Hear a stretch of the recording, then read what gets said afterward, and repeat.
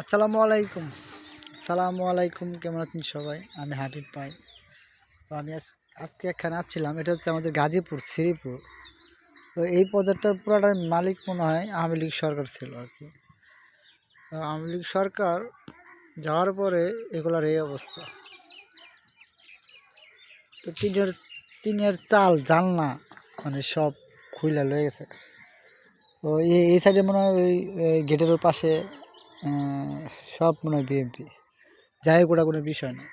এই বাড়ির অবস্থাটা দেখলে আপনি খুব খারাপ লাগবে। একটা পাঁচতলা একটা বাড়ি, ভাই যে করছে তার কোটি টাকার উপরে খরচ হয়েছে, কিন্তু বাড়ির খালি ইট গুনা আছে, দরজা জানলা কিচ্ছু না।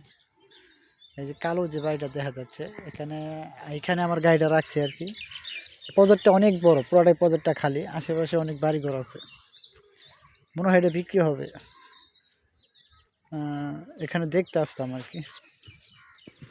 তো একটা দুইটা পুকুর আছে, এই যে পুকুর, ওই যে আমার গাড়িটা রাখছি বাড়ির সামনে আর কি, পাঁচতলা। আর এটা হচ্ছে মেন রোড, ওই যে মেন রোড। তো পুরোটা বড় একটা কোম্পানি নিলে চলতো আর কি, সাধারণ মানুষ দেওয়া হইব না।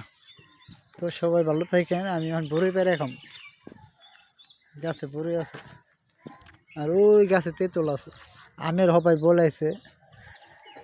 আর ওটা কি, ওই জবদা ফল গাছ নাই, ফাঁকা। পুকুরে মনে হয় মাছ ছাড়ছে।